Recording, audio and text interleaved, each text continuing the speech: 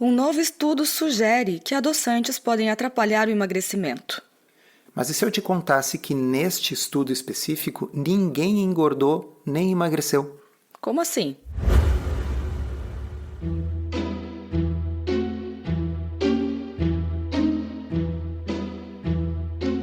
Comida sem filtro. Saúde, low carb, estilo de vida, evidências científicas e, claro, nossas opiniões. Toda semana um episódio novo e gratuito para você. Comigo, Dr. Souto. E comigo, Sari Fontana. Para ser avisado a cada novo episódio e receber as referências bibliográficas no seu e-mail, cadastre-se em drsolto.com.br/podcast. Faz mais ou menos uma semana que anda circulando aí pela internet um determinado estudo. O Dr. Jason Fung falou sobre ele, várias nutricionistas andam comentando, né?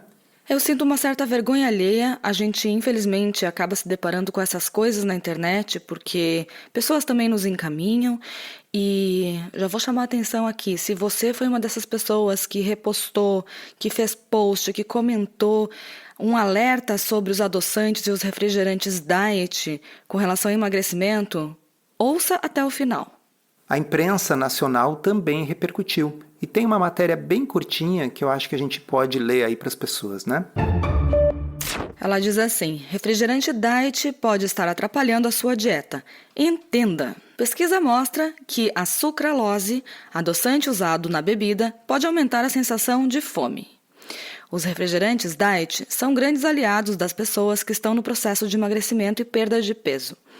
Com pouca ou nenhuma caloria, as bebidas não são exatamente saudáveis, mas não interferem tanto na balança. Porém, pesquisadores da University of Southern California dos Estados Unidos descobriram que esse tipo de refrigerante pode, na verdade, trabalhar contra o emagrecimento. Sari, eles não descobriram isso. Eles não descobriram nada disso. Sabe por quê? Porque eles não mediram se as pessoas engordaram ou emagreceram nesse estudo. É simples assim. E aqui eu gostaria desde já, de abrir para vocês a seguinte consideração.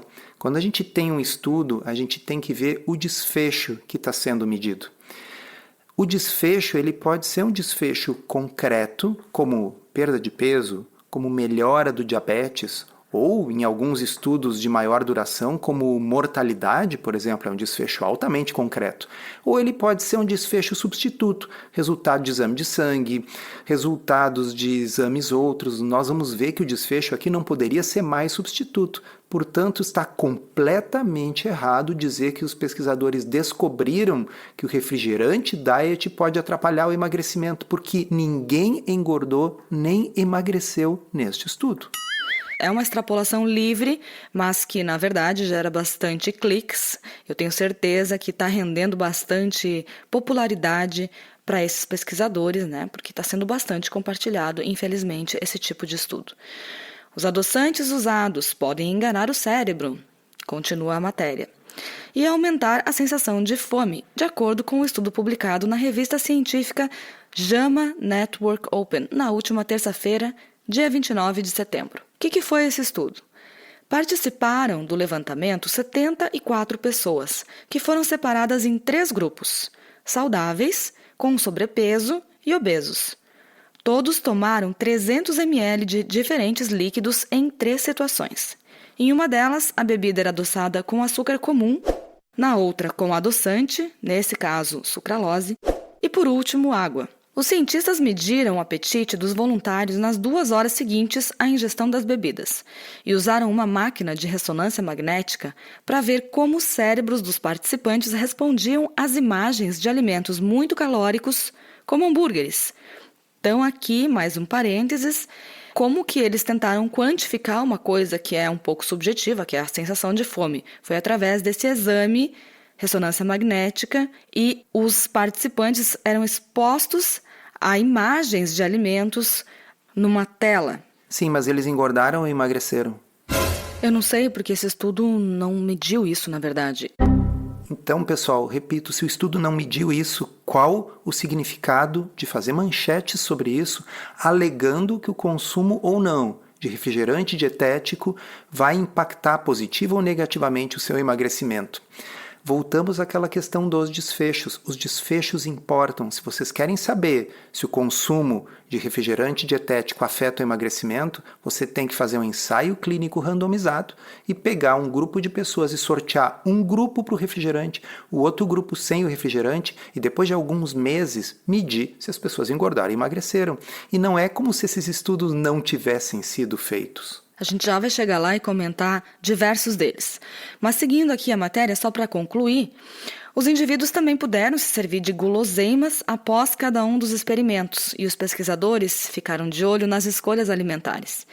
Por fim, amostras de sangue também foram colhidas para medir os níveis de hormônios relacionados ao apetite, lembrando que isso é mais um desfecho substituto. Resultados. O estudo mostrou que mulheres e pessoas obesas tiveram mais vontade de comer depois que consumiram bebidas com adoçante, comparando com o grupo que tomou o líquido com açúcar. Também foi observada uma queda nos hormônios que regulam o apetite após a ingestão da bebida com adoçante. Mas eles engordaram ou emagreceram? Eis a pergunta que não quer calar.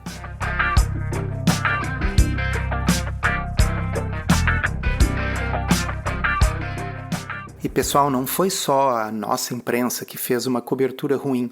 O Medscape, que é um grande agregador de notícias médicas, colocou a notícia da seguinte forma: um novo estudo sugere que substituir o açúcar pelo adoçante não nutritivo sucralose pode não ter o efeito de perda de peso desejado. Mas, pessoal, o estudo não mediu perda de peso. Então, é um nível de incompetência muito grande de quem escreve esse tipo de matéria. Isso é um erro primário. Eu sempre comento que nas redações dos jornais existem grandes jornalistas especializados. O sujeito que escreve sobre esporte sabe a escalação dos times de cor anos atrás. O sujeito que escreve sobre política leu sobre teoria política e conhece pessoalmente vários políticos importantes, tem fontes no Congresso Nacional, na Presidência da República, mas às vezes a impressão que dá é que quem escreve sobre ciência é o estagiário, porque isso é crasso esse erro. Como é que eu vou escrever a frase de que o adoçante pode não ter o efeito desejado de perda de peso? Um estudo que não avaliou perda de peso.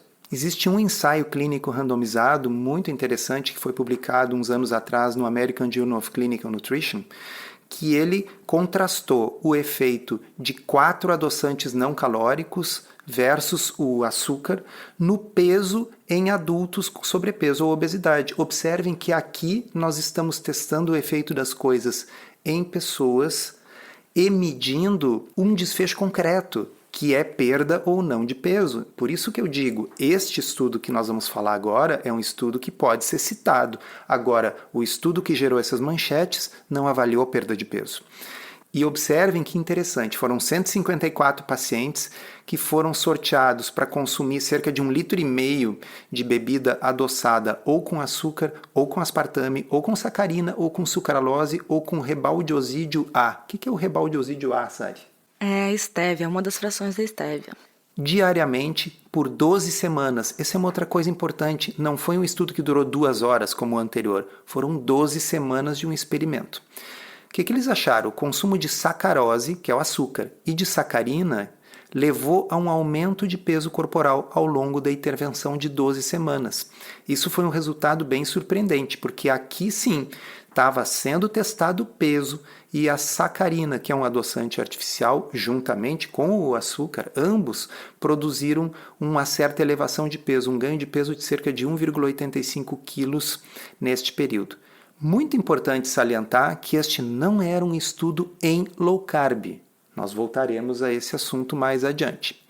A mudança de peso corporal com sucralose, essa cuja manchete que abriu aqui o nosso podcast disse que prejudica a dieta, a mudança no peso corporal com sucralose foi negativa, ou seja, perdeu-se peso com a sucralose e reduziu-se significativamente mais em comparação com todos os outros adoçantes de baixa caloria na semana 12. A ingestão de energia diminuiu com o consumo da sucralose e a frequência de ingestão foi menor para a sucralose do que para a sacarina. A tolerância à glicose não foi significativamente afetada, nós ainda voltaremos a esse tema mais adiante, por nenhum dos tratamentos com adoçantes. Então, Sari, por que será que aqui o pessoal consumiu sucralose e ingeriu menos calorias, teve uma frequência menor de ingestão de comida e perdeu peso, enquanto que naquele outro estudo se sugere o contrário? Na verdade, é até complicado comparar as coisas, porque aqui a gente está falando de 12 semanas e no outro estudo é uma resposta imediata através de uma avaliação de um exame. Acho que não é nem comparável. A gente não deveria estar considerando importante esse estudo de mecanismo, sendo que a gente já tem um estudo com desfecho concreto. Exatamente, concordo plenamente. Uma vez eu escrevi uma postagem lá no blog que falava da ciência da fada do dente. A ciência da fada do dente é uma expressão que não é originalmente minha, de uma médica americana, a doutora Harriet Hall. E o que ela dizia era o seguinte: imagina que você faz todo um estudo científico para verificar se o dinheiro que a fada coloca debaixo do travesseiro é maior se o dente for maior, ou se o primeiro dente recebe mais dinheiro do que o último dente a se perder. E você faz uma tabela e faz uma estatística, aplica um teste T, um Q quadrado e chega à conclusão de que há uma correlação entre essas coisas. Mas você não fez o essencial, que era perguntar se a fada do dente existe ou não. Então, a questão de esclarecer o mecanismo através do qual a sucralose engorda ou impede você de emagrecer é a fada do dente. Por quê? Porque você não estabeleceu primeiro se a sucralose engorda ou emagrece. Acontece que o estudo, o ensaio clínico randomizado, já foi feito e a gente já sabe que não afeta o emagrecimento. Aliás, neste ensaio clínico randomizado específico, a sucralose de todos os adoçantes testados foi o que estava mais associado com o emagrecimento. Então, antes de você criar explicações complexas para coisas fictícias, convém você olhar na literatura primeiro e ver o efeito que essas coisas têm no mundo real. Isso é muito importante para este assunto dos adoçantes, mas é importante para tudo na vida. A gente tem que testar se a coisa funciona ou não. Não basta só se basear em mecanismos para sair ditando regras para as pessoas. Como vocês sabem, eu gosto muito de podcast, mas o que eu gosto mesmo é de escrever. Tanto que eu lancei o meu livro em 2023, Uma Dieta Além da Moda, mas esse processo de escrever o livro fez com que eu tivesse que deixar o meu blog um pouco em segundo plano. E uma forma que eu encontrei de retomar a constância nas publicações do blog foi criar uma área de membros do blog Ciência Low Carb. A área de membros funciona num sistema de assinatura com recorrência mensal ou anual, e nesse espaço eu coloco conteúdo novo semanalmente sobre saúde, alimentação, estilo de vida, ciência, emagrecimento, sempre com um olhar crítico e trazendo o que tem de mais atual para vocês. E ali também eu concentro as minhas interações com os leitores. Então, muito obrigado a todos os assinantes que viabilizam a continuidade desse trabalho que eu tanto gosto de fazer e que me permitem dedicar parte do meu tempo de consultório para isso. Quem quiser saber mais é só acessar drsolto.com.br, clicar em área de membros e lá no final da página vocês vão poder ver os títulos e a prévia de todas as postagens que já estão lá. Tudo bem, mas esse é um estudo isolado e a gente sabe que tem outros também falando sobre o efeito dos adoçantes em dietas com objetivo de emagrecimento. Exatamente. Então, como a gente até comentou no início do episódio, não dá para se basear num estudo só. E esse ensaio clínico randomizado que eu falei antes da sucralose com outros adoçantes é um ensaio clínico. Porém, alguns anos atrás já foi feita uma meta-análise de ensaios clínicos randomizados sobre adoçantes de baixa caloria. E os resultados foram o seguinte: em ensaios clínicos randomizados, adoçantes de baixa caloria reduziram modestamente, mas significativamente, todos os desfechos examinados, incluindo peso corporal, índice de massa corporal, massa gorda e circunferência da cintura. Então, não, pessoal, não é ok alguém chegar para vocês e dizer que adoçante e açúcar é a mesma coisa. Ou o estudo recente mostrou que se você comer adoçante você vai engordar porque você vai ficar com mais fome. Porque aquele estudo não mostrou que você vai engordar, porque ele não mediu o peso. Mas Vários ensaios clínicos randomizados já mediram isso, tanto que já tem meta-análise disso. E a conclusão é que os resultados, embora modestos, são benéficos. E mais uma vez a gente salienta, aqui não são estudos de low carb, isso é importante. Entre os estudos de coorte prospectivos, ou seja, nos estudos observacionais, a ingestão de adoçantes não calóricos não foi associada ao peso corporal ou à massa gorda, mas inclusive houve uma associação de ter um índice de massa corporal ligeiramente maior. Isso, pessoal, chama-se causalidade reversa. Quem é a pessoa que tipicamente busca o consumo de alimentos com menos calorias, alimentos diet? É quem está bem magrinho ou quem está querendo perder peso? É quem está querendo perder peso. Portanto, nos estudos observacionais, você vai ver uma certa associação com índice de massa corporal maior e uso de adoçantes.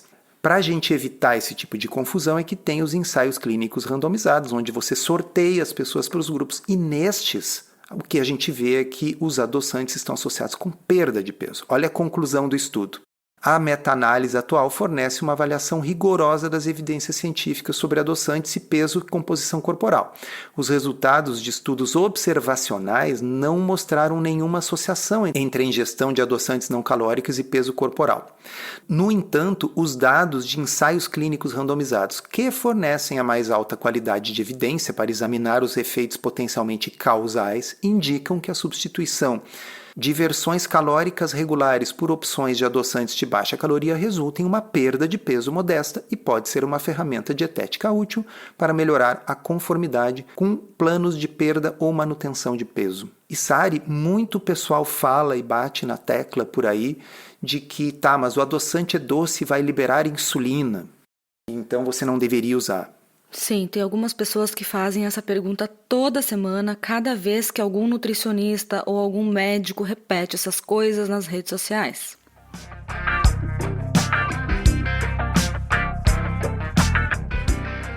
E a pergunta a ser feita aqui é: insulina é um desfecho concreto ou um desfecho substituto? Substituto, eu não sei nem por que as pessoas que não são diabéticas estão tão preocupadas assim com insulina e com adoçantes. E mesmo as que são diabéticas deviam estar preocupadas com a insulina basal delas, com o fato de que elas tenham resistência à insulina ou não, e não com o efeito imediato pós-refeição na insulina, porque o desfecho concreto é coisas como emagrecimento, reversão do diabetes, diminuição do número de medicamentos consumidos. Então, concordo, essa deveria ser uma não pergunta. Mas, ouvintes, vocês sabiam que existe uma meta-análise de ensaios clínicos randomizados já respondendo a esta pergunta? Uma meta-análise em humanos com 26 ensaios clínicos,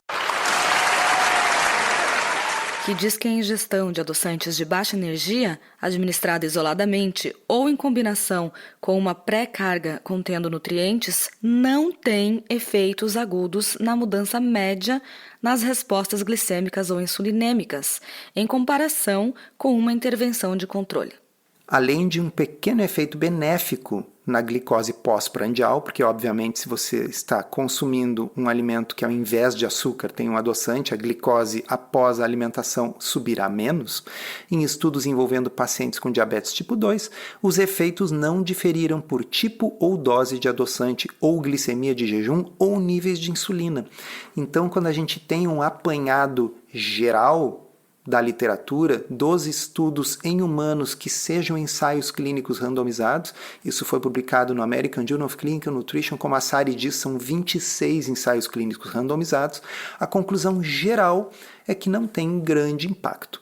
Pode haver exceções, e mais uma vez pintou aqui a sucralose nessa história. Um tempo atrás saiu publicado um estudo, mais uma vez de curto prazo, foi um estudo de duração de 10 dias, em que pessoas que consumiram água ou sucralose com açúcar ou sucralose com maltodextrina, as pessoas que consumiram sucralose com açúcar ou com maltodextrina, em 7 dias desenvolveram um importante grau de resistência à insulina. Muito interessante isso. Em compensação, aquelas que consumiram a mesma sucralose sem carboidrato junto, não tiveram nenhuma alteração no seu grau de sensibilidade à insulina. Bem, este é um estudo. Nós falamos antes numa meta-análise de 26 estudos. A gente não pode basear condutas em apenas um estudo, mas a questão é a seguinte: o efeito ruim, o efeito problemático aconteceu apenas quando se consumiu a sucralose juntamente com carboidratos. E a pergunta que fica nessa área, até que ponto isso tem qualquer significado para você que está nos ouvindo, que faz uma dieta low carb?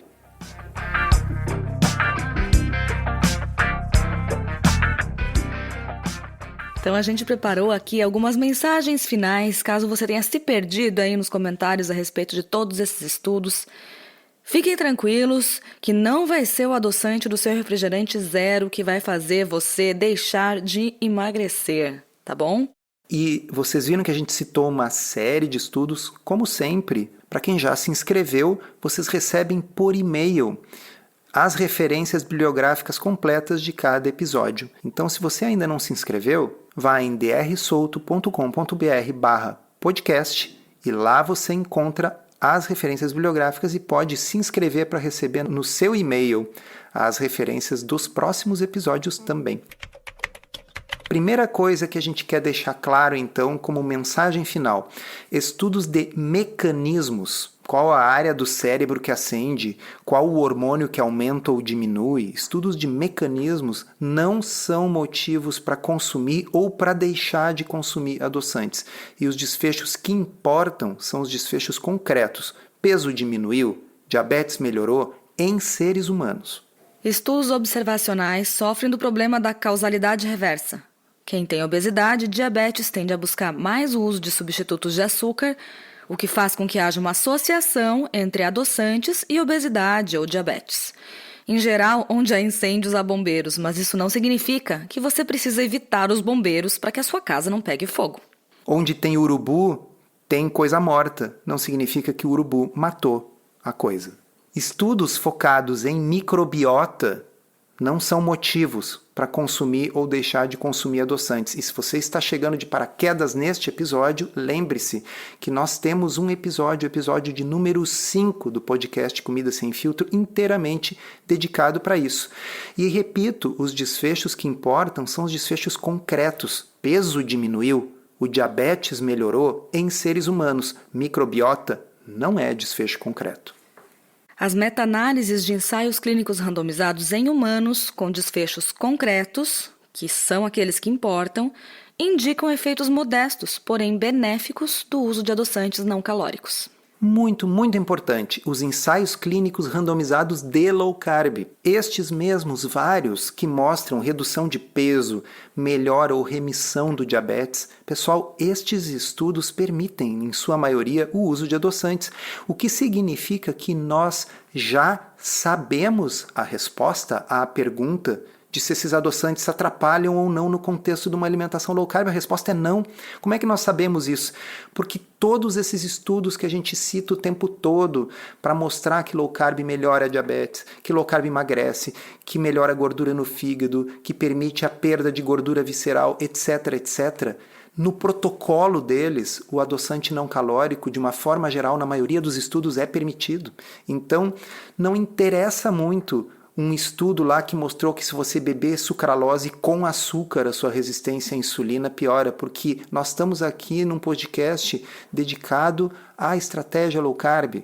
Quem faz uma dieta low carb não está consumindo sucralose com açúcar, ou não deveria.